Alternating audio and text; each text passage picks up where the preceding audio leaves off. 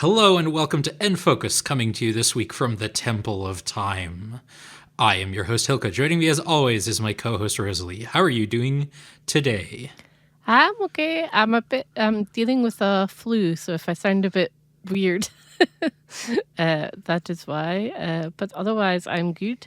I went to the Riverside Museum with my mom on Saturday, which I've never been to. Oh, nice. And they had like an 80s theme thing. So it was like, Oh, here's an actual original Glasgow subway cart. And next to it, here's an 8080.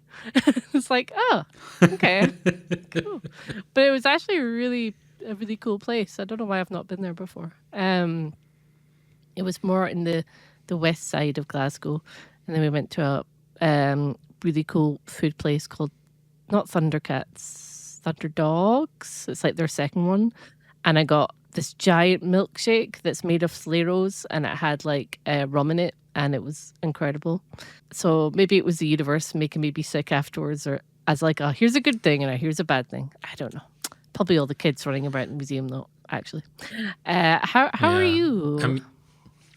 I'm good. I am getting over some sickness. Those of you who watched the streams last week will know that I was also not feeling the best. Honestly, basically, a lot of people I know are not feeling very good right now. It is at least a flu epidemic in the Netherlands at the moment. I have complained about this. I complained about this on the Dispatch stream. It's just weirdly annoying to get a flu vaccine here. Oh. COVID vaccines, easy peasy lemon squeezy. I get one every year.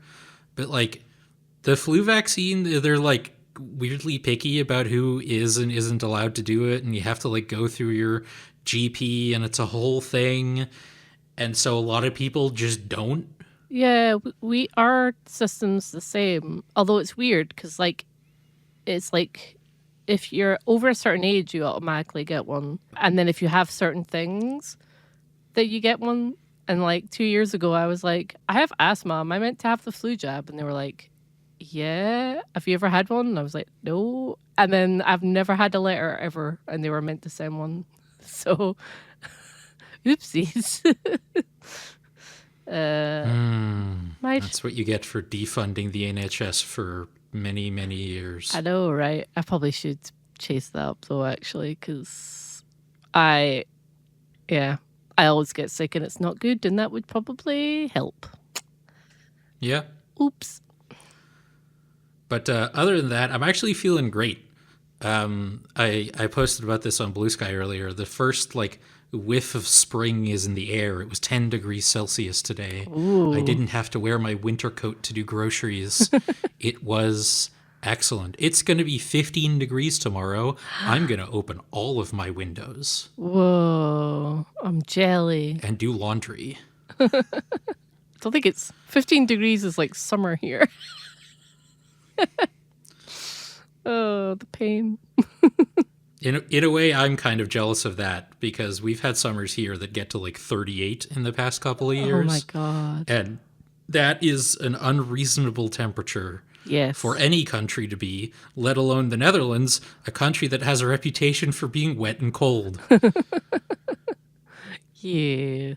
Oh dear. But let's not complain about climate change too much. Let's talk about some video games. Yeah, flu jabs and climate change. That's what people are here for. Yeah. But before we get into all of that, I have a longer spiel than usual prepared for today because there's one more thing I wanted to add to it. First, I want to remind everybody that we have a Patreon. That's patreon.com/gamepodular if you want to send us some money and help for pay for things. Fun fact, I said this on stream as well. Did you know that we have to pay for our email address as well? I didn't until recently. No, never do. Because it's a self-hosted from our own domain, and that's on top of the website costs and the Podbean costs and Great. Love that for us.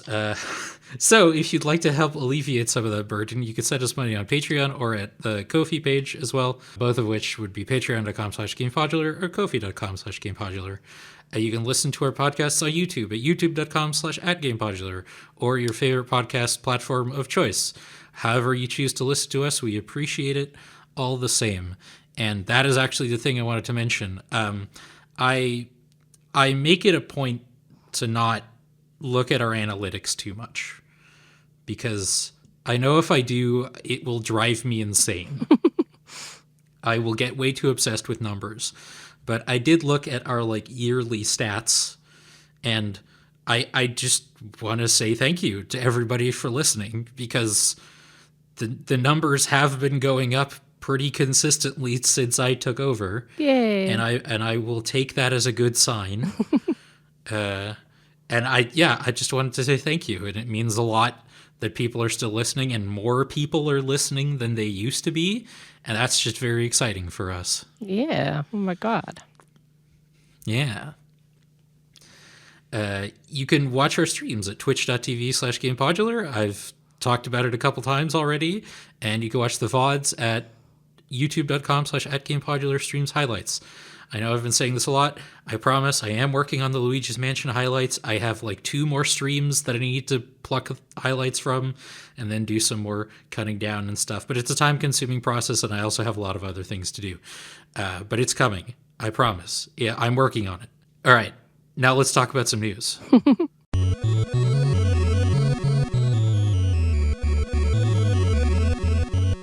Our first news story, as it not very often is just new games in general, not NSO, just new games. Although calling these two new is maybe not the most accurate. True. But the first is Xenoblade Chronicles X Definitive Edition, Nintendo Switch 2 Edition, was just sort of shadow dropped on February 19th. And it was also announced to have a physical version coming April 16th. And it's a cheap upgrade to if you already own the Switch 1 version. I have read online on Reddit, so take it with a grain of salt. People love complaining on there. That it makes the game look worse. So maybe don't get it until that's been dealt with. Ooh, that's not good. Yeah. Also, I can't take credit for this joke, but I do love a game that has the word edition in the title twice. Oh my God, it totally does. That's awful. Yeah. I hate that. I hate it. Now I can't unsee it. Why have you done this to me? Now you will know my pain for the Lord of the Rings game. Oh yeah. Oh no. I will die mad about that.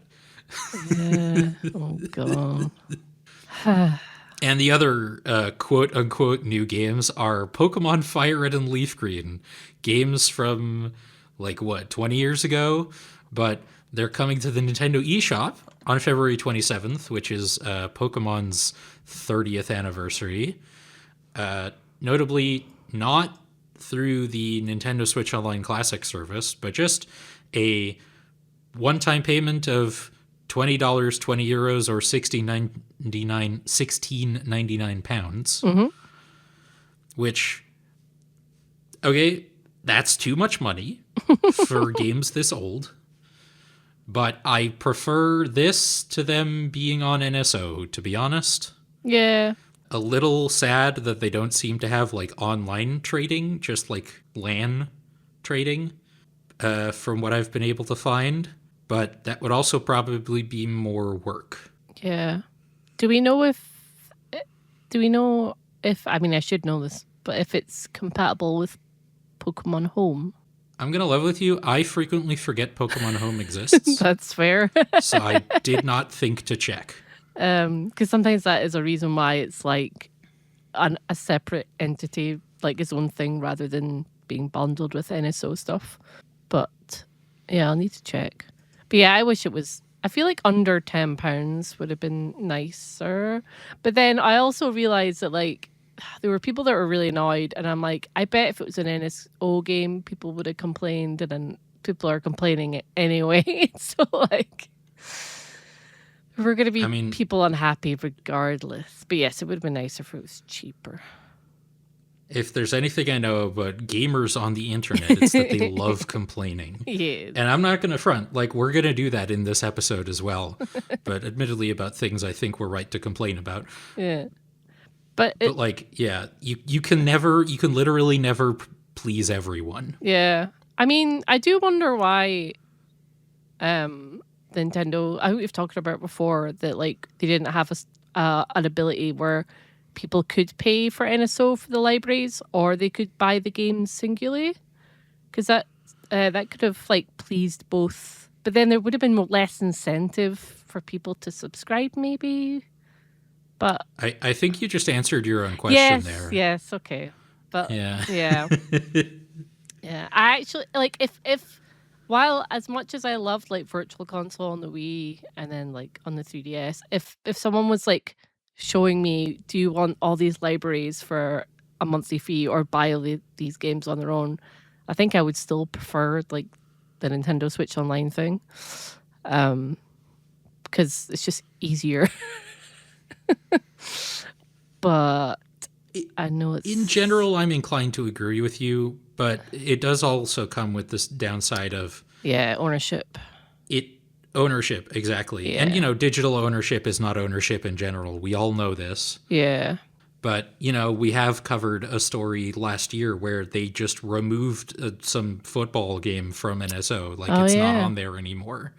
And if you could buy it individually, then sure, it would probably have been delisted from the store. But if you own it, you could still download it and play it, And now you can't. Yeah, that's why I was meant to... I forgot to buy it anyway, but I bought the Jurassic Park game collection that has... Yes, that one's being delisted in March. Yeah, I bought a physical PS5 copy of it because I was like, well, the resellers are going to get on this really quickly. And also, I wanted to get it anyway, but I thought I'd rather have a physical copy.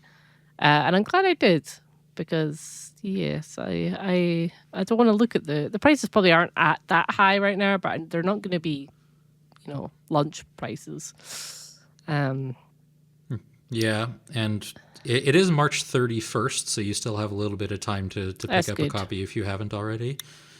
But yeah, that's the downside of license. That's one of the many downsides of licensed games, and just like licensing in general, right? Yeah. For the very same reason, I own Spec Ops: The Line on Steam, but when I heard that it was getting delisted, I also bought a version on GOG.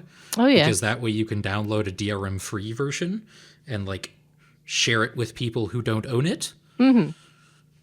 Because we're gonna get into piracy a little later, I guess, but like they're literally not selling it anymore.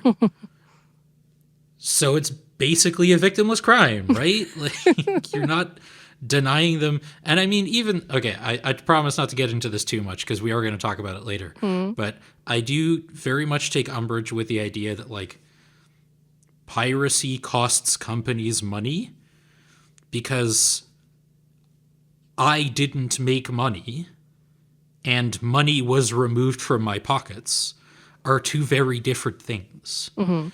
Most, if not all, of the people who pirated your thing weren't going to pay for it anyway.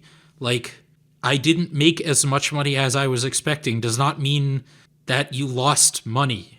I mean, it does in some ways if you look at like investments and stuff, but you know what I mean. Yes. Yes. I'm not yelling at you. I'm yelling at companies. Apologies. That's something that really grinds my gears. All right, Peter Griffin. Is that a Family Guy thing? I've barely watched Family Guy. Yeah, it's from the Family Guy, well, quote-unquote movie, but it was actually 3 episodes that they put onto a DVD to sell at Christmas time. And he has a new show where it's like, you know what really grinds my gears? I cannot do a Peter Griffin impression. Oh my God. But like, yeah, it was like his whole spiel. I don't know if that's not where the term comes from, but No, it isn't. Yeah, it became like a thing. And a meme, I should say. That's where that's from. I've seen the screenshot. Yeah. Yeah. Do you know that was back when Family Guy was still funny, so... But anyway, on one positive thing, that the Fire Red and Leaf Green are one of the ones that are quite expensive to get secondhand still. I believe it. And there's a lot of bootleg carts about. So Yes. it's like a complete in box version is at least over £100. So Gross. no, $16.99 is like nicer than having to deal with that at least. And I never owned, like, this is when I borrowed from a friend. I never owned my own like copy, so it's probably one of the gens I've played the least, even though I know it's a remake of the original ones. But it does make me kind of excited to get into it. I'm not gonna lie. Yeah, they're great games. Like I think I've told this story. I definitely told it to you within the past week. Yeah. But I think I've told it on the podcast as well. But for the sake of posterity, I have the like proper like red cart of Fire Red still to this day. But I also used to have like a really dodgy like pirated cart that had a really bad like translation and a character limit of 5 for like names. Mm-hmm. So I didn't have a Blastoise, I had a Blast. I didn't have a Venusaur, I had a Vensa. And playing through that version of the game, which I did all the way to the end, was kind of a fever dream because some of the move names were just, they didn't bother translating it and used very generic terms. Like the one I always say is like tackle was attack 1. And oftentimes I would just like my Pokemon would learn a new move and I wasn't familiar enough with the games at that point because I'd never played the original Red and Blue to be like, my Pokemon learned a new move. I can't identify what that is based on the title. Oh. And the poorly translated description isn't much help either. I guess I'll just use it in battle and see if I recognize the animation. And the effect. Oh, no. Yeah, and I don't think I have that cart anymore. I think I left it on an airplane, and it makes me sad because it was very funny. Oh, some other kid has got to... It's like Jumanji, like... it like haunts another child, and they get to experience the fun. Yeah. But honestly, again, like, it is too expensive, but I'm not going to pick it up like anytime soon, probably. Like, I've got enough games on my plate. I don't need to add another Pokemon game to the mix. I think I talked about last episode about how I'm planning to just sort of chain monster collecting RPGs for a while. Mm-hmm.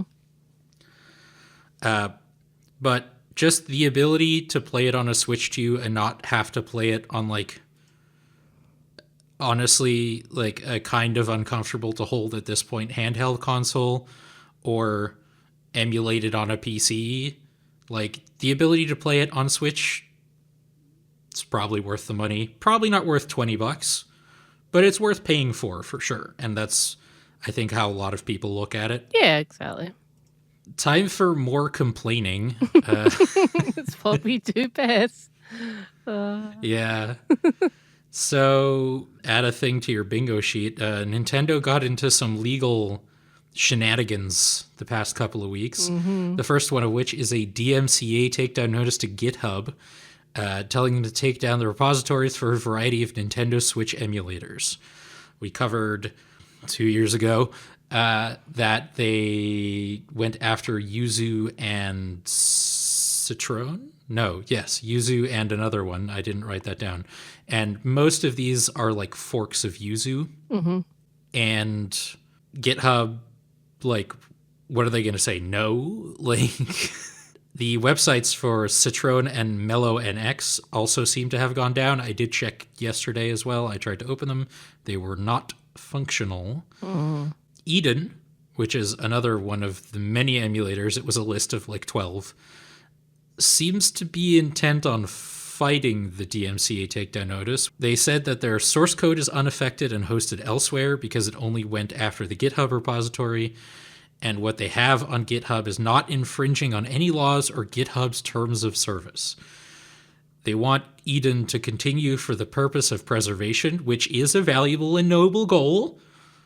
Like, that is one of the great things about emulation. But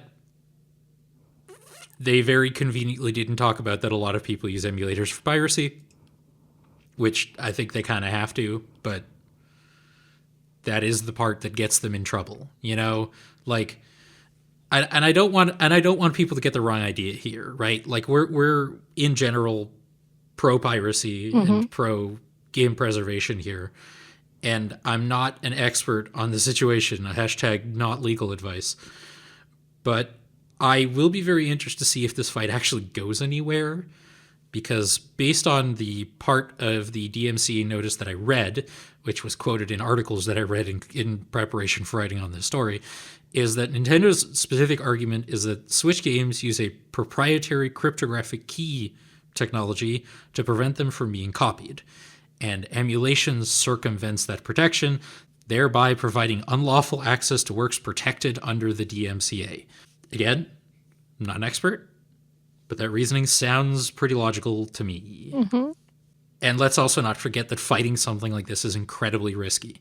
Even if it does go as far as going to court, Nintendo can just bury you with their functionally infinite money until you can't afford to fight anymore, whether or not they're actually in the right, legally speaking. So, good luck, Eden. I hope, for what it's worth, I do hope Eden manages to survive this. Like, I just don't see it happening, personally. Yeah, it's interesting about the reasoning, because I know that one of the reasons, like a lot of other emulators like Dolphin and stuff, is technically legal, is because it's the ROMs themselves that are not okay, because the emulators, as long as you're not copying like proprietary code developed by these companies, they're just emulating the way the console runs the games. And if you can come up with that yourself, it's fine. You've just made this unique software. It's kind of like you've made a copy for personal use, which is allowed. But as soon as you start sharing it, then there's a problem. Yeah, because that stuff is weird. It's like back in the day that like having like torrent clients was legal. It was then uploading files and sharing them that was the illegal part of using them. Although I imagine that's probably changed now as laws have caught up with copyright and what have you. Although they're still a bit far behind because of all the AI rubbish. But yeah, it's very, I didn't know that bit about the Switch thing, so that's very interesting. And that's kind of like it makes sense in that regard. Yeah. Again, I cannot emphasize enough that we are not experts on copyright law. No. But yeah, it just, we've covered, I mean, I said earlier that we covered at least it once in 2024, but it's frustrating because like piracy is a good thing for a lot of reasons, be it for game preservation or accessibility, and using emulators allows people to play these games in ways that you generally can't. Like one of my favorite YouTubers is Doug. And he used to do these like really interesting and weird like challenge videos, including with Breath of the Wild and or Tears of the Kingdom. And he did things in that game that you would have to mod the game for. And that's a lot easier to do on an emulator than it is on the Switch hardware, because that would like void your end user license agreement. And if they found out, they could just like brick your console, essentially. Yeah. Right? Yeah. And even like a couple episodes ago when we talked about Awesome Games Done Quick or Summer Games Done, it would have been AGDQ because it was not the summer.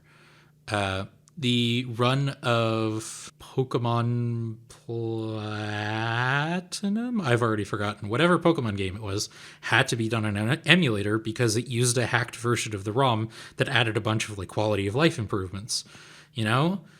And taking down emulators like this is something that Nintendo, if indeed this like cryptographic key argument is legally valid, within their right to do, but it just sucks. It's a scummy move. Yeah. Speaking of which, great transition into our next one, which is about the New York City-based card store PokeCourt. They were contacted by Nintendo with what they described as concerns about their name and branding, and have since changed the name to Trainer Court. Now, you might be thinking, so what?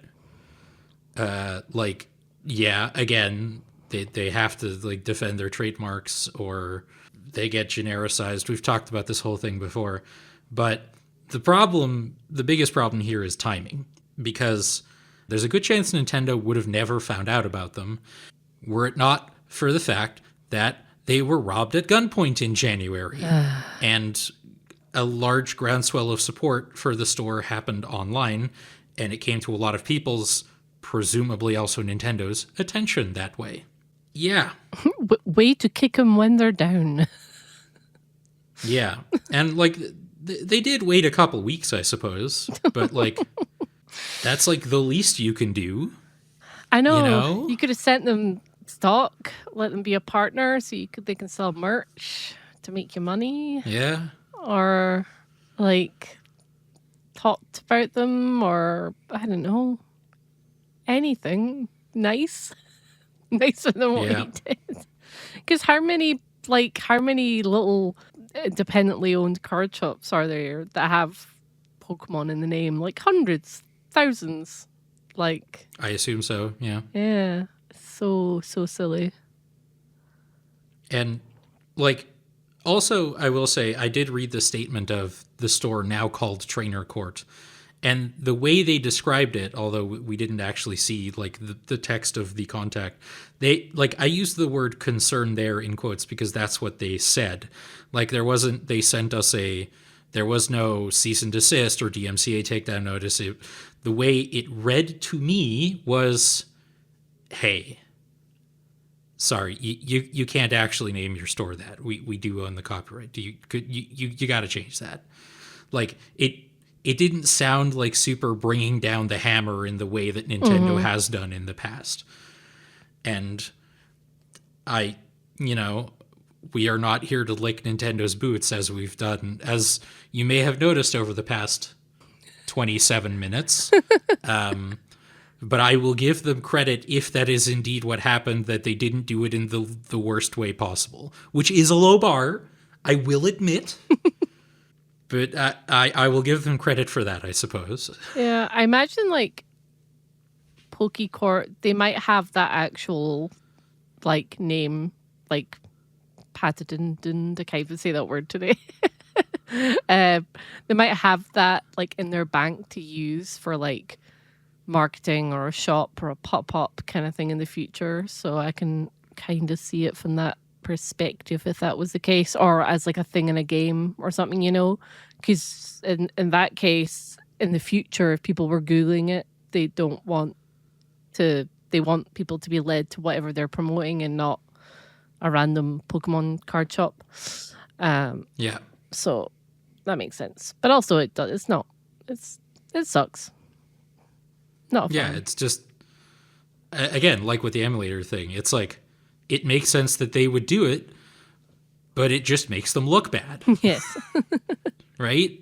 Speaking of Pokemon, they also announced a Pokemon Presents for February 27th, which, yes, you should be hearing this episode before that happens, to coincide with the franchise's 30th anniversary. Also, personal note from me, I want to send a thank you to Kenneth Shepard of Kotaku, who put out a call for cool stories on your history with Pokemon for the 30th anniversary. And I sent one in, and he used it. And it's wild seeing my name and story in the same place as, like, the Cerebi guy. Oh, yeah. And also Greg Miller. Yeah. And then there's me. That's so and like someone who works at Disney. Like that's so cool. Yeah. I highly recommend giving it a read. I did post it in the official Game Podular Discord. If you want a link, or you could just find it on Kotaku's website. There were a lot of very touching and heartwarming stories in it. I did very much enjoy reading everyone else's stories as well. Yeah, I like Kotaku. Double Fine, the studio, did a similar thing last year, and they included my really cheesy Grim Fandango cosplay that I put together in like 5 minutes the night before con, and a little like spiel next to it. And I'm like, oh my god, that means Tim Schafer noticed me. Oh, He has like I love that. He has like the tweet before, but I'm like, of all the like, oh, I want to meet him so bad. But yeah, I love little like celebrations of things and why they're important to people, because it's like, oh, that's why we're all like, we know each other, why we're all here, and it's just nice and amongst the horrible doom and gloom that is much more common. Sad face. Yeah. It is, I will say, one thing that was very telling about everybody who gave their age in that article, or sort of like described when they got into Pokemon and how old they were. I was like, about 80% of everyone who posted stories to that article is around the same age. Is it just all millennials, basically? Yeah, basically. Mostly. Not exclusively, but mostly. Yeah, that makes sense. Yeah. Oh, that's amazing.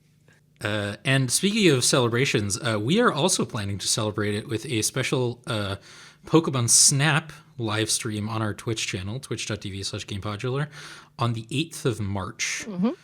And we also have another celebration stream planned, but more on that in a moment. And I guess that moment is now. It's time to go to the part of the show where we talk about what we have been playing. Now, we're not going to get into it too much because we haven't finished it yet, but we have both been playing Paranormasight: The Mermaid's Curse. What are your sort of spoiler-free first impressions of how it's going? Yeah, I'm like 5 hours in, I think. I'm really enjoying it. The story is is less of a slow burn than the first one, but I think that was kind of deliberate, because if it's like an anthology series, you know, the first one's kind of like getting you slowly kind of into what these kind of things are going to be about if they keep making more. But this one was very like, you kind of know what the premise and what the kind of themes are early on, and some of them are still similar to the first one, which I like too. Yeah. I was a bit worried the cast of characters weren't going to be as interesting, but I really, really, really, really like them. Same. Yeah, like I actually it hadn't been too long since the first one, which is why we were so surprised it was getting a sequel. But like, oh, I missed the art style so much. It's so pretty. Love it, love it. I miss the music. Like, most of the music is like they use the exact same main theme, and just that moment very early on in the game when it hits for the first time. We were so back. Because there's some new tracks, but yeah, the music they do when like a character's discussing something like a bit spooky, and I'm like, yes, it's back. Yes. So exciting. And also the plot, though, I'm obviously, you're further than me. I'm not going to spoil anything, but like I do prefer the premise of this one as well. But you know, it's called The Mermaid's Curse, and I like mermaids, so that was it. Yeah. That was. I will say, I think this one is a little less horror-y than the first one. Like the first one was a little more gruesome. Yeah, there was like jump scares. That isn't to say this one isn't, but just less. And that's not necessarily a bad thing. I think it's more appropriate for the kind of story this one is telling. And I appreciate that so far they don't seem to be trying to like force the scares, you know? Yeah. I also like that there's more like actual puzzles. That's cool. Yeah. And the little collectibles are back. The little bird stickers. Yeah, the bird stickers. Oh, they're cute. Yeah, it's I like you said, I'm a little further in the game than you. I'm starting to hit the point where a lot of things are falling into place and doing the thing that the first game did as well, where it's like things you learned about 3 hours ago are suddenly being recontextualized in a way that makes them way cooler I love and like that. more interest. Like there was a point I was doing one of the memory sequences, and I was just yelling out loud, where it was just like, oh, that's the thing they were talking about. Ah, like Oh, it's great. there's a It cool moment. feels amazing. There's a moment early on where it just flashes to something to alert you to something. And I thought that was really, Yeah. really clever. And I was just like reminded of how brilliant the like writing and deduction is, and it's just so good. Like they need to make like 1 million of these like now. like You know how people talk about the the Knives Out movies? yes, yeah. I would just play like 15 more of these. Like if they keep being this good, and honestly, even if they were a little less good, I would play 15 more of these. Like I'm a huge sucker for this kind of like horror inspired urban fantasy thing. I won't get Yeah. into it too much, but I have been rewatching Supernatural recently. Of course. But like that is so extremely my jam, and the way these games integrate like local history into it as well is just so good. Yeah, it's really good. It's just it's so it also makes visual novels more easily digestible too, because like the way everyone speaks is very like the localization is utterly fantastic. The way people It is. speak is really good, but there's enough the way that you it's not because I've played a lot of otome games like they can romance visual novels, and they can just be walls upon walls of text, and I'm not surprised why a lot of people just whenever they hear visual novel bleh, they just snark at it. But this is like the perfect this is what I want from every visual novel. It just Yeah. it makes me excited to read, and even though I'm a writer, I don't read enough, so that's really nice. I want more because I want one that's based in Yes. Scotland. I feel like the kind of the greyish tint of the art would do well in Scotland because it looks like that here Yeah. anyway. Oh But yeah, I think it's safe to say we're both still huge fans of the second one, as we were of the first one. yes, and I'm so. Did you see? There's a collector's edition for this, but it's only available in Japan.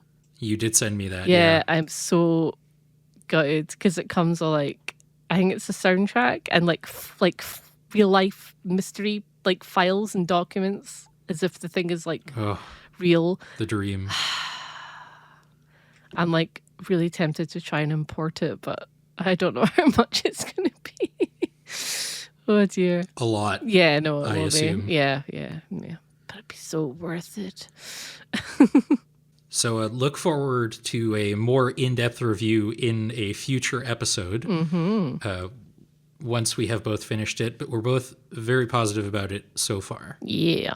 And now this is also the part of the show where we play games, I suppose, because in addition to it being the 30th anniversary of Pokemon this month, it was also the 40th anniversary of The Legend of Zelda on the 21st of February, for which Nintendo did basically nothing.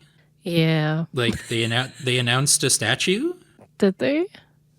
Do you mean the first for figure statue? Because it's licensed by Nintendo, but they don't. It's not their company.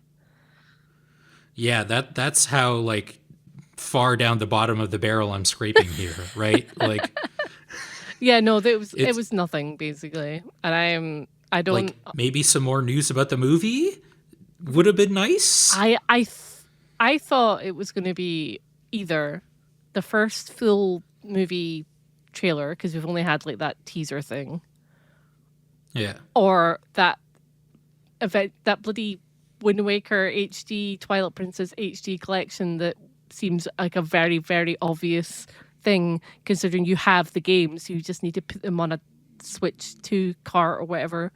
But yeah, it's nothing. Yeah. Got nothing.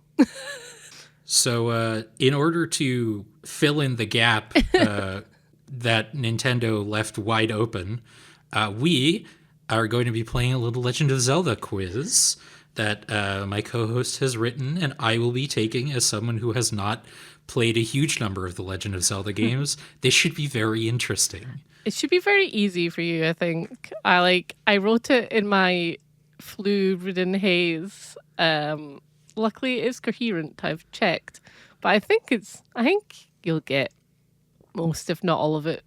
I wanted to be it to be really cheeky, but my brain was just, maybe I'll do an end of the year cheeky one to go along with your end of the year one. Sure. But yes, okay. I have 15 questions in total, and I think there's a bonus point that you can get. So let's get the show on the road. I have to clear my fluey throat. Right. Question number 1. The first ever Legend of Zelda released on the Famicom Disk System in Japan in February 2026. It was later released on the NES or NES in North America on August 22nd in 1987, and it separated itself by being the first NES cart to do what? Not be gray? No. It was like the first cartridge to do this really cool thing, which I guess we all take for granted now. I genuinely have no idea. So all I know is that there was a gold version of the cart. So it was the first ever NES cartridge to have a battery pack to save feature. Oh my God, you're right. Oh, I did know this. Oh. I might have worded it weird. Because previously they would just use passwords. Yeah. But you could turn it off and then you could load your file and you'd still have all your progress. Yeah, I should have remembered that. I did actually know that one. But for the purpose of the quiz, I did get it wrong. That's fine. Good start. Okay. Question 2. The recorder or flute in the original Legend of Zelda, which can teleport you back to the latest dungeon you completed, has its own little jingle. This catchy tune is later shared as the opening theme for what other famous Zelda game? Oh God. It's a very famous opening tune. Yeah, I have the tune stuck in my head. I think it's also the but flute in Super Mario Brothers 3 when you warp. Given what it is, I'm going to say Ocarina of Time. That is correct. I would sing it, but my voice is partially gone. But but yeah, the little jingle. There you go. Yeah, that's it. Which when I discovered when I was younger, I was like, whoa, it kind of blew my mind a little bit. It was kind of a mind-blowing moment for me to discover that the ocarina is just an instrument that exists that they didn't make up for Zelda. Yeah. Yeah. I was a child when I learned this in my defense. That's amazing. I actually have an actual Ocarina of Time, and they're really hard to play. Yeah, I believe it. Yeah, the fact Link can just do it is like, whoa, skills, man. Okay, so question 3. In The Legend of Zelda 2, The Adventure of Link, you can enter a house in the town of Rito and be greeted by a man who says what 3 famous words? It became like an online, bit of a meme, an online kind of thing, phenomenon. Not really that much. Zelda 2? Yes. Oh. If it wasn't Zelda 2, I would have said, it's dangerous to go alone, take this. But A, that's not Zelda 2, and B, that's not 3 words. No. Oh, God. I don't know. I know that's the side-scrolling one. Yes. That, kind of plays more like a Castlevania game than a Zelda game. I mean, it does have, the overworld that has not isometric perspective, but it looks like a Final Fantasy overworld in that there's random encounters and stuff. Anyway, what I'm trying to say with this is that I'm vamping while I think of an answer. because I genuinely don't know this one. Oh. The 3 famous words he says is, I am error. That's from Zelda 2. Yeah. And it was not, in fact, a bug. It was a translation from the character in Japanese who says something like, my name is Error, and that is his name. Oh. But yeah, in fact, Interesting name. he does say other words, because I think if you talk to someone that's like, my friend Error has a hint about this, and he will actually talk to you properly later on. But yeah, Zelda 2, which I've never completed because it's really hard. So I've heard. Question 4. Cuckoos, or cuckoos, whatever you want to pronounce it, are one of Link's biggest adversaries. But what Legend of Zelda game did these iconic birds originally appear? Okay, doing some thinking. Because they were definitely in Ocarina. Mm-hmm. Which was the first 3D one. Mm-hmm. And so my options are Zelda 1, Zelda 2, and the portable ones, which are... Oh, no, wait, there's also Link to the Past. It could have been Link to the Past. It's either Link to the Past or Link's Awakening, if I'm remembering correctly, because I don't think they were in the first one or Zelda 2. Because I don't think it was Oracle of Ages or Oracle of Seasons either. And GBA is too late. So I'm going to guess Link to the Past. That is correct. Yes! I always forget like what came before, like Link to the Past or Link's Awakening, but I think Link's Awakening was a couple of years afterwards. Which makes a little sense. Yeah, I'm a little hazy on the chronology before the 3D ones. That's fair. It's fair. I think most people are, to be fair. Question 5. In the Hyrule Courtyard in Ocarina of Time on the N64, you can peer into a window and see a cameo of what Nintendo characters? Mario and Luigi? Yeah, I'll give you that, depending on the angle you're looking at. It's altogether, it's Yoshi, Mario, Peach, Bowser, and Luigi. But I will give you that. Okay, I actually didn't know this. I've never heard of this. Oh, yeah. And you can also, if you slingshot the window, a soldier will chuck a bomb at you. Oh. And what's really cool, on the 3DS version, they changed the Easter egg a little bit. So instead of the artwork of the characters on the wall, if you peer in, it's like a little Mario level. There's like a warp pipe and little rows of bricks. And I thought that was really cool. Oh. Yeah. I love little See, Easter that's why eggs. I didn't know this, because I've only ever played the 3DS version. Oh, yeah. Well, the 3DS version is an Easter egg of an Easter egg.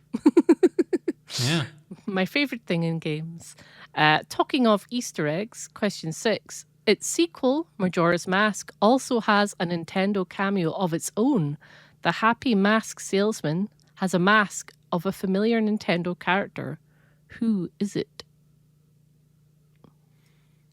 It's Pikachu, right?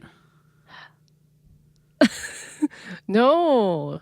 Well, No. I'll give you another go. Darn.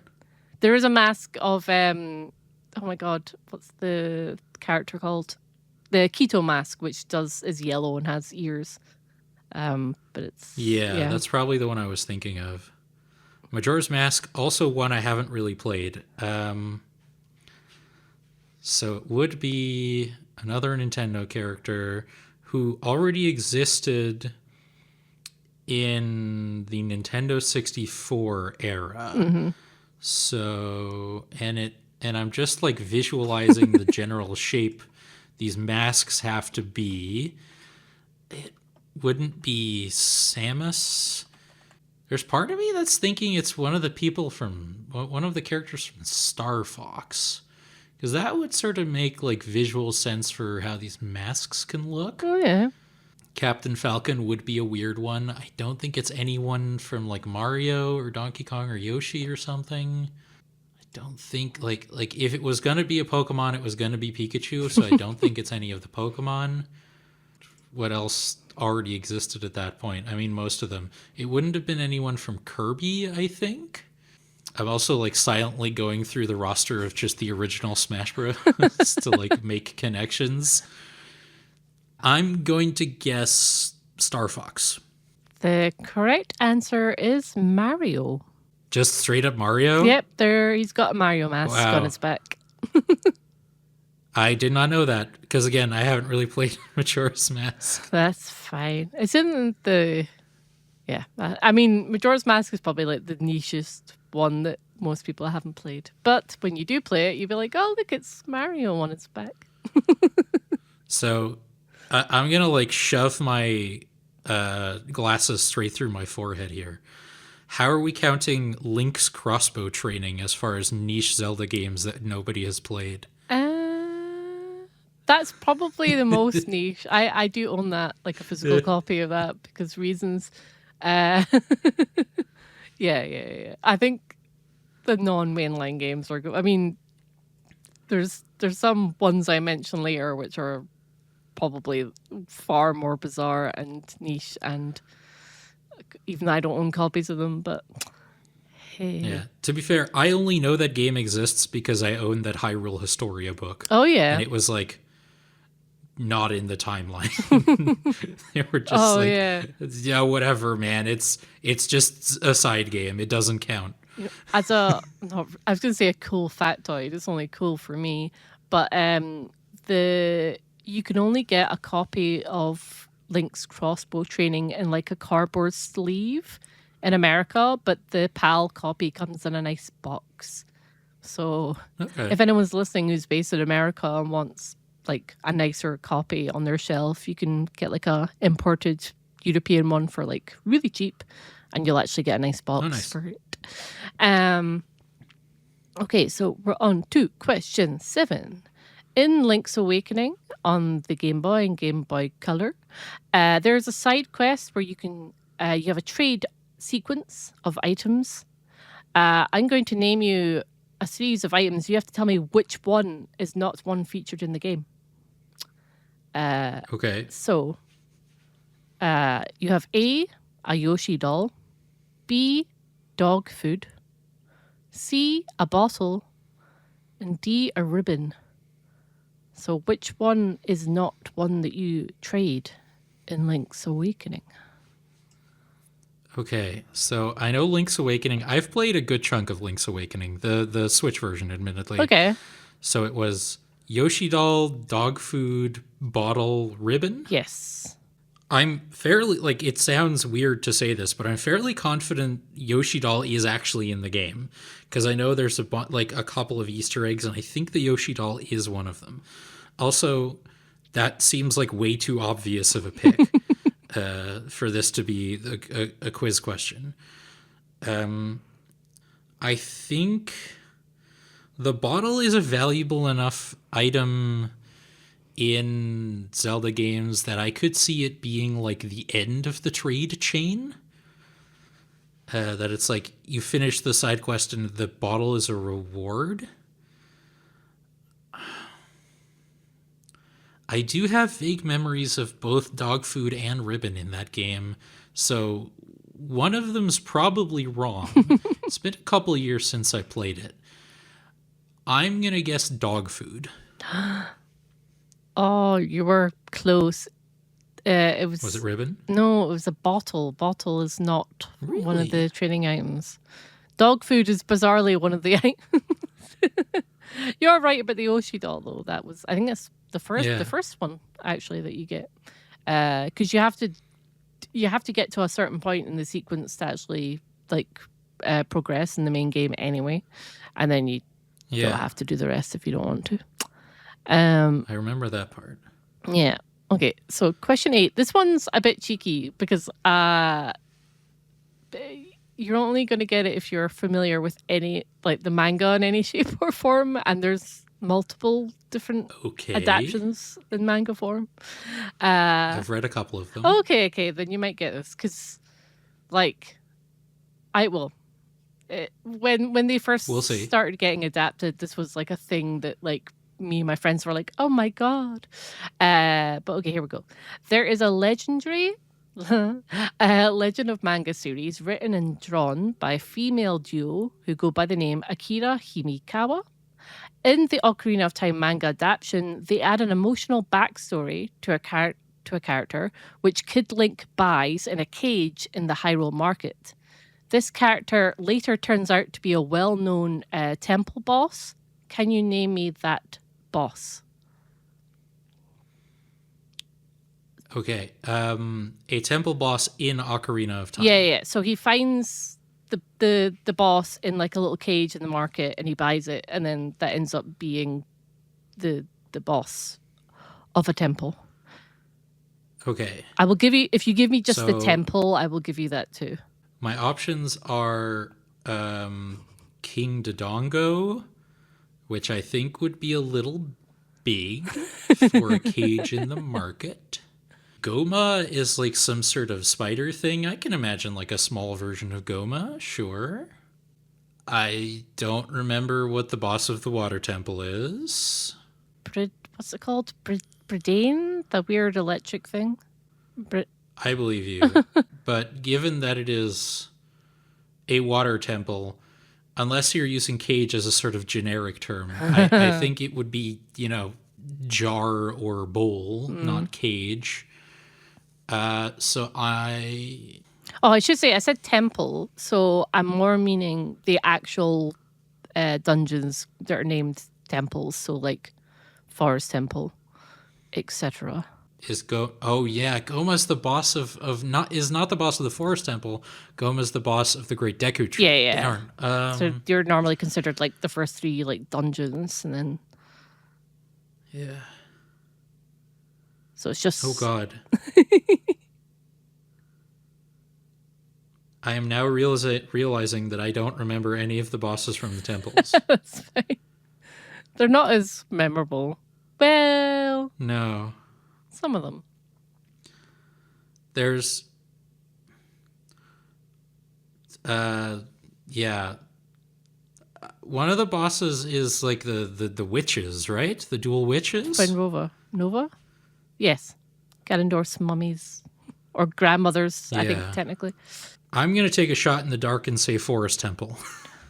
Oh, the correct answer is the Fire Temple. It's Volvigia, the kind of fire, the big dragon. Really? Oh. Yeah, and it's really, really sad because he's a little baby dragon, and then him and Link become like best friends, and then Ganondorf like steals him and makes him all evil, and it's really sad because then he has to kill him. What I'm discovering over the course of this quiz is I need to play Ocarina of Time again. Yeah, like, it's been a minute. That's not the lore in the game. The lore in the game, it's like I know. Yeah, it's like an old dragon that's been awoken. But I actually prefer what they did for the manga. The Ocarina of Time manga is really, really, really good, and I actually highly recommend all the manga series, the adaptions of this set. I think I have quite a few of them. There's even like an Oracle Ages and Seasons one. There's a Minish Cap one. Yeah. I know that for a fact. My brother has it on his bookshelf. And the art is gorgeous. And they've done like yes. You get like hardbound versions of them there. They're very nice. But yes, poor baby Volvigia. Poor baby dragon. Okay, so question number 9.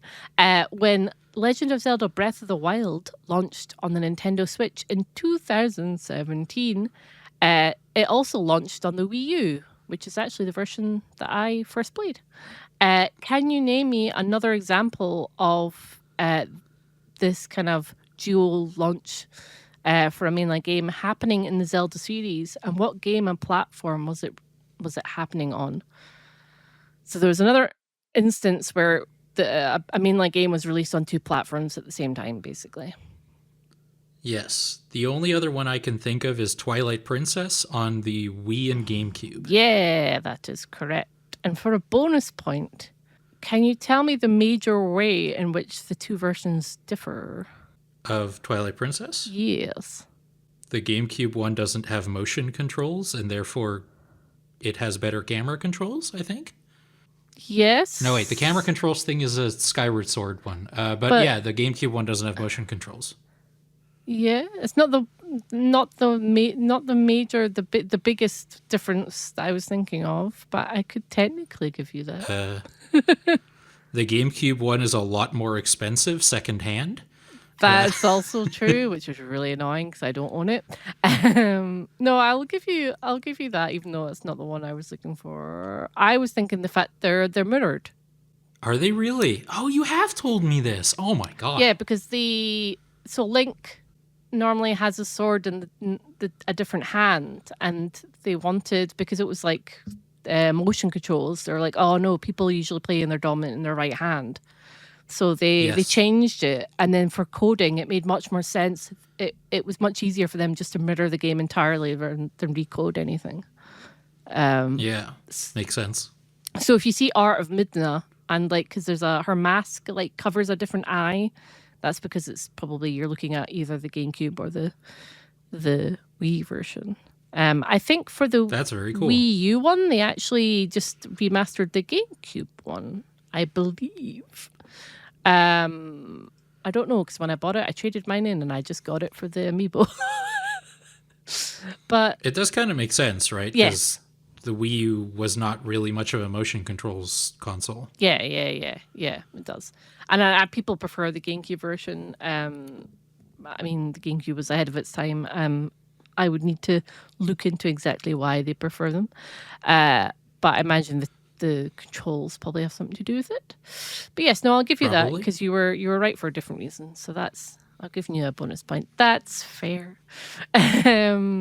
So number 10, question number 10. We were talking about the Zelda cartoon, not on podcast, but generally the other day. In the iconic Legend of Zelda cartoon from the 80s, Link has a fairy friend, but what is their name? See, now I regret bringing it up, because I talk a big game about the fact that I do own the entire show on DVD. I have not, in fact, ever watched it. Like, the only thing I really know from it is, well, excuse me, princess. I used to be obsessed with it, like properly, like,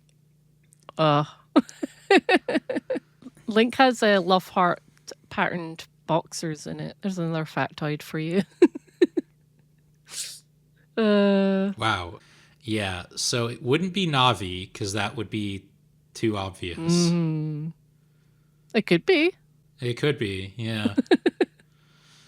I mean, lacking any other better answer, I am going to say Navi, but I am fully expecting this to be incorrect. Yeah, so the correct answer is Sprite, with a R-Y-T-E. Okay, yeah, that makes sense. Yeah, she's also like a fairy princess. So she's like Zelda, but a fairy. As a kid, I was really annoyed that she wasn't called Navi, and I was like, what the hell? But then I realized, as I got older, it's because it was out before and isn't the same Link anyway. If I am allowed a brief tangent on this podcast famous for staying on topic. Speaking of weird names in TV show adaptations, there is a Monster Hunter Stories TV show. Oh. I watched a few episodes of it. I didn't enjoy it very much. Oh.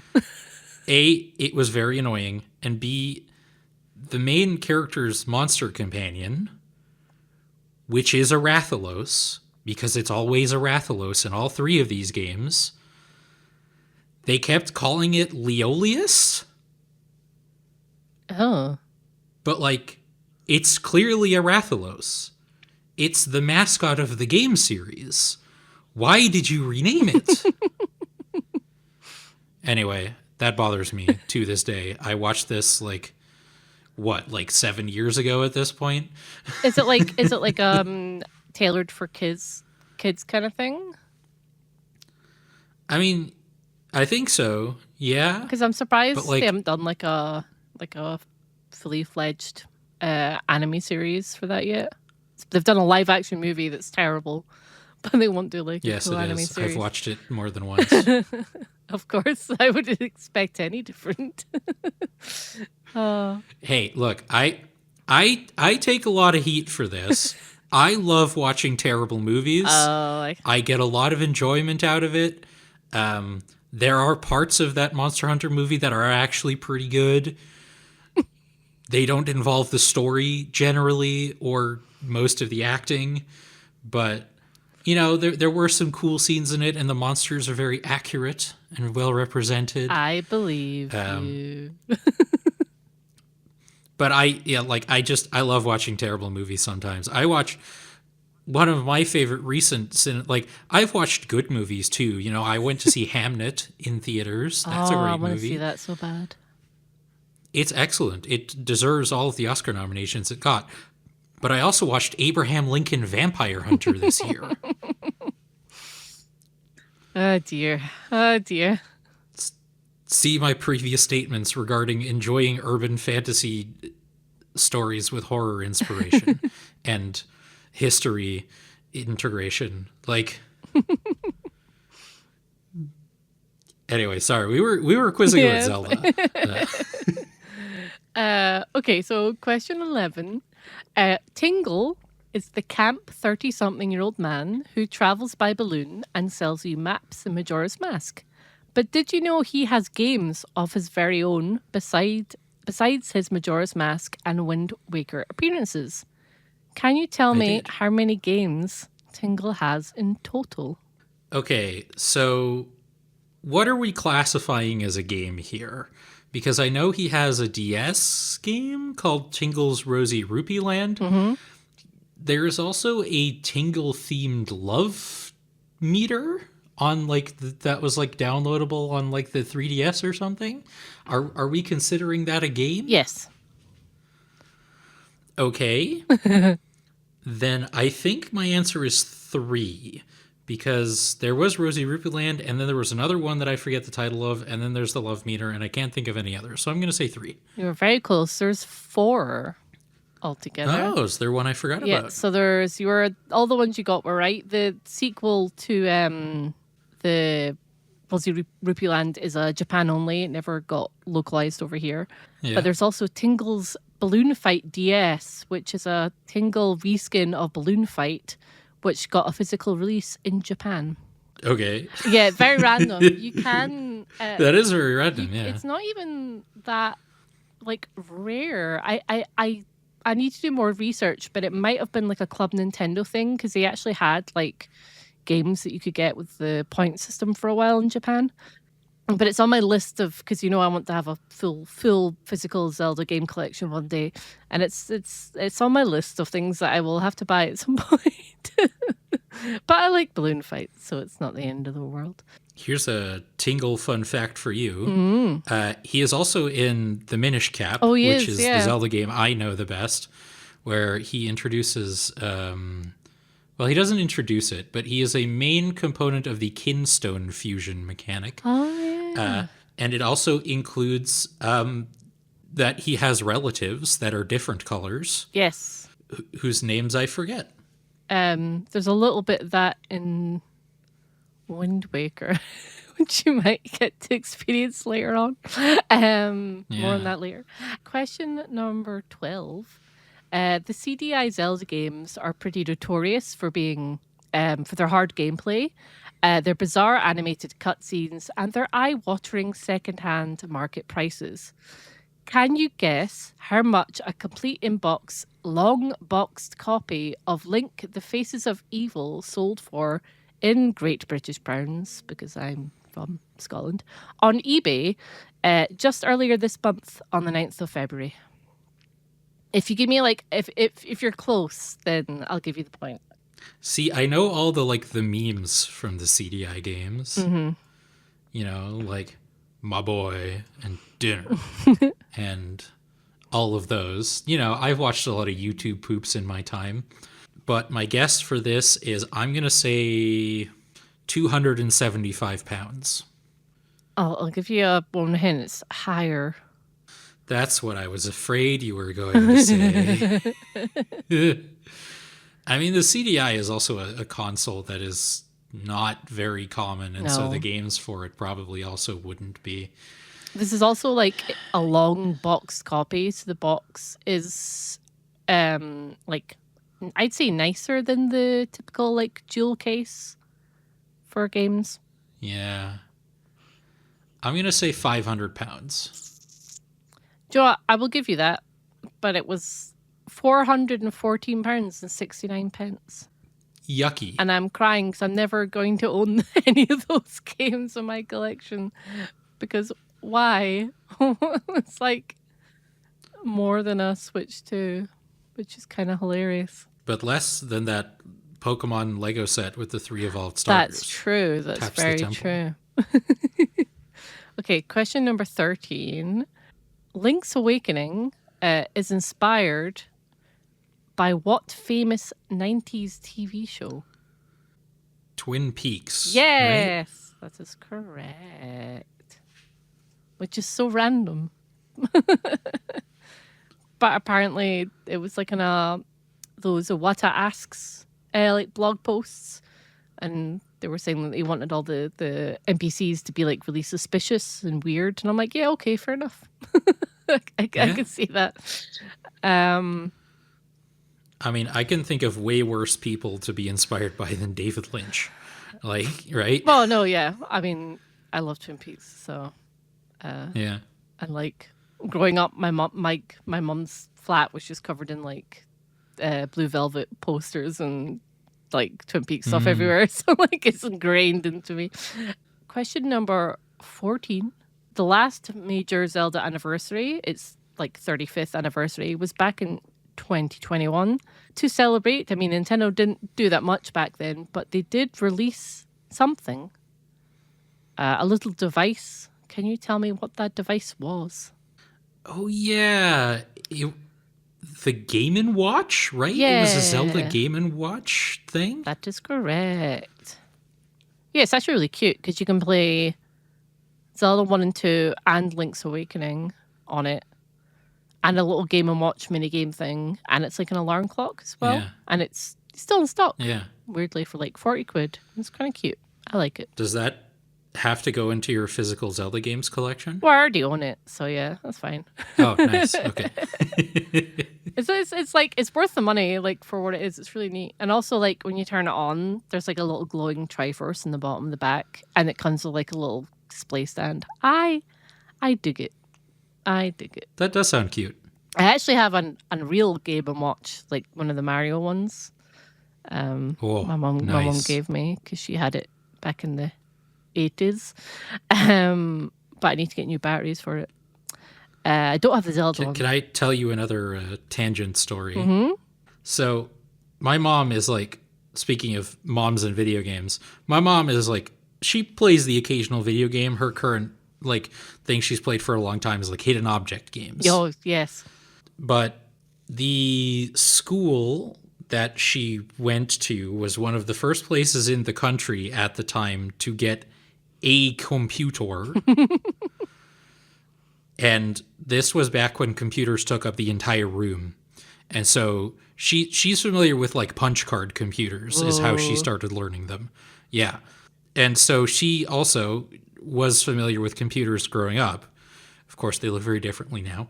But I talked to her about it sometimes, and there was this game that she would talk about, and I never really fully recognized what it was. But based on the description and the mangled version of the title she's telling me, I'm fairly confident my mom played the first Leisure Suit Larry when it came out. Oh, good times. Different times. I really like Sierra games, so like the history of them is really interesting. Like, it's like fun. And I actually have the PS2 one. the one that's like his nephew. So it's like the nephew of the original one. I've never played any of Oh, them. they're really cringe. Please don't. Well, actually, the original ones are funny. Yeah. But like don't play the PS2 one. I beg you, please don't. Yeah. I So can't. I've I heard. can't even describe like the main gameplay mechanic in this podcast in case we get flagged. Noted. Yeah, but that's nice and wholesome because my mum game story, in fact, with that very Game & Watch, is that my mum was in hospital for a not so happy reason when she was a teenager. And for entertainment, she snuck in her Mario and Luigi at the Cement Factory Game & Watch. And then when I was in hospital for the exact same reason as a teenager, I had my DS with me and I was playing Mario Kart. And we were both, when it happened, we were both laughing because it's like, oh, mental health, eh? But also it was funny that we were both playing like Nintendo games to like make us feel better. And also it was just like even though it's like a morbid story, it's kind of like that's why I like games, because my mum was like, look at these cool Nintendo things. And I was like, ooh. I don't know. I always think that's kind of cool in a very depressing way. Yeah, I mean, it does show something that we talked about earlier, and I promise we'll get back to the quiz because we do have one question left. But something that we talked about earlier with the Pokemon thing, right, is games have such an interesting and I would argue unique way of connecting you to people in a way that I don't think like TV shows and movies and books, like they can connect people too, but I think games do it in a very unique way just by their nature of being having such franchises that exist for a long time, and B, just interactive, and being able to talk about experiences of an interactive medium is just very different to like how you talk about a movie. Yes. You know? Yes, 100%. And I think, like you said, the circumstances are certainly morbid, but I think it is a great example of the power of the connection that games can bring across families, across generations. Yeah. Like, that's one of the coolest things about them. Because if it wasn't for, like, the first Game Boy I played, it wasn't mine. It was my mum's. I will give the factoid that my mum, sorry, Mum, she had me when she was 19. So she was still, like, very young. So it kind of made, I mean, it always makes sense to play games. But, you know, like, even in the early 90s, there was like you're an adult now. You can't, you know, that kind of societal shame, I guess. But yeah, the first Game Boy I played was hers. And then she had a NES before she had me, but the SNES, the very first SNES I played the first Zelda game on, it was hers, it wasn't mine. So I technically wouldn't be here talking to you if it wasn't for the fact my mum liked Nintendo games. And games in general. Yeah. Isn't that really weird? Yeah. It's spooky. So you mentioned the first Zelda game you played, and we are ostensibly here to play a Zelda quiz. Apologize. No, I'm not going to apologize. This was a very good tangent. Yeah, and I've kind of given the last question away because I'm not going to lie, I was a bit questioned out by the time I got the last one. So you'll get this one now, inevitably. So the last question, 15, is... throughout our time together in Focus, and literally a minute ago, I've talked about a Zelda game, which was my introduction to the series as a whole. Can you name me what was the first Zelda game I played and what platform it was on? Was it The Legend of Zelda on the Nintendo Entertainment System? No. Did I mishear you? Oh my god. Oh, I misheard you. I accidentally I feel terrible. told you it a minute ago. To be fair, I have a cold, so I appreciate I'm a bit like lispier than I normally am. So the correct answer is A Legend of Zelda: A Link to the Past on the SNES. So I definitely misheard you. Yeah, that is also on me. Fine, you'll remember now. That's what matters. Yeah. Right, I'm gonna 1, 2, 3. I think I got 4, 5, 6. I'm gonna double check. 1. Yeah.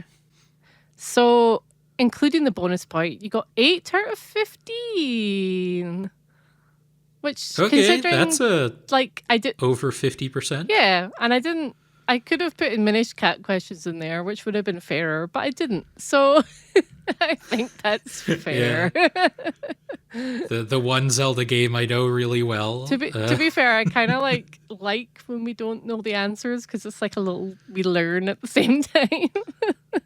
Yeah, for sure. And I always think it's more fun. But no, you did good. You did very good. And, maybe now you'll go off and play more Zelda games when you are not monster hunting soon. Well, I have great news for you on that front because, what a beautiful segue. Yay. You set me up perfectly. Because in addition to the special Pokemon celebration stream, we are also doing a Legend of Zelda anniversary celebration stream on March 1st. If you check your calendars, that's this week. I, with Rosalie in the co-pilot chair, will be playing The Legend of Zelda: The Wind Waker for the very first time. Yeah. I'm so excited. Through Nintendo Switch Online. That will be at 10 a.m. GMT, as will the Pokemon stream. But, keep an eye on the Twitch schedule, because that'll tell you how it is for your time zones. We hope to see you there. I am very much looking forward to it, because I've only been talking about the fact that I really want to play Wind Waker on this podcast for 3 years. Yep. And so it's time to put my money where my mouth is. Yay. In my defense, it didn't become available on NSO until last year. But still, very much looking forward to it. That was a very fun quiz. You are right. I did definitely learn a lot. Yay. I deliberately didn't put Wind Waker stuff in there because I realized that they could accidentally spoil things. I mean, yeah, I don't think anything was really spoilery, but you know what I mean? I want you to go in fresh without knowing bits and bobs because it's so good. The most I know, I know a couple things about Wind Waker. There's a boat and there is a boat. There's Pirate Queen. And the Hoy Small Fry fish guy. Yeah, and Ganon has a big robe with really long sleeves. It's not my favorite, but I think objectively it's the best one. It's so good. And it's all I know is I love the soundtrack. Oh, yeah. And best Link because he's really expressive and funny. And he's just I love him. So look forward to that on twitch.tv/GamePodular. And if you miss it, it'll be up on the VOD channel later that day. Usually depends on how busy I am, but we usually get it out the same day.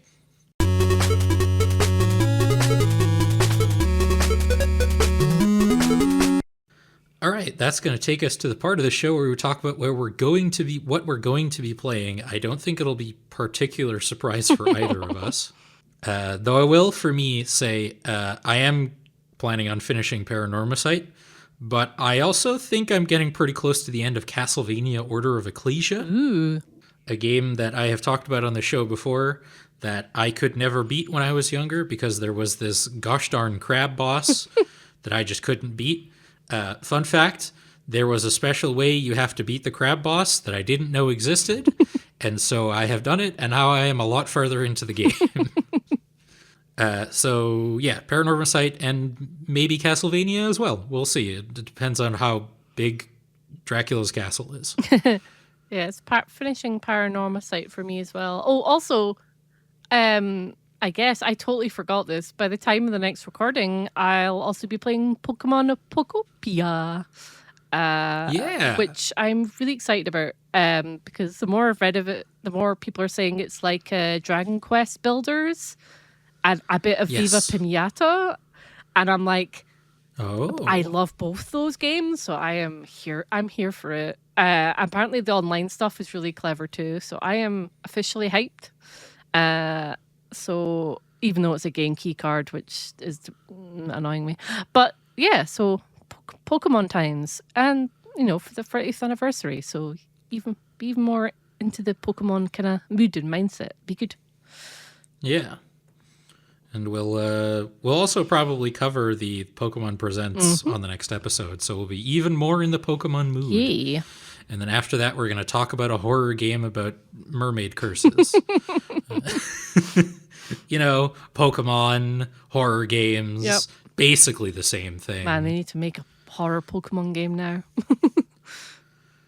I mean, I did joke. Everybody I've told about the Mega Victory Bell video that you told me to watch. Oh, yeah. I've just described it as like it looked almost like a Resident Evil game until the Pokemon started showing up, right? Yeah. Resident Evil Pokemon. And even then, like, premise-wise, it basically still is. Yeah, yeah. So yeah, look forward to that in the near future. But until then, this has been our episode. I hope you enjoyed listening to it. I know we had a lot of fun recording it. And be sure to check around. Good Lord. Be sure to stick around for the ending segment where you will hear all of our social medias and stuff.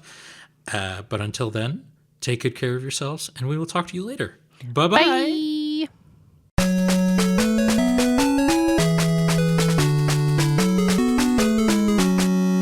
Thanks for listening to this episode of In Focus. If you enjoyed this episode, please leave us a review on iTunes. It really helps us get noticed.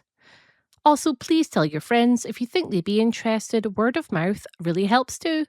You can also listen and subscribe on Spotify and other podcast services and YouTube. And if you're listening on YouTube, be sure to like, comment, and subscribe. And also be sure to check out our sister show, Game Podular Unfocused. Follow us on Blue Sky and at gamepodular.com for updates, news, and other content.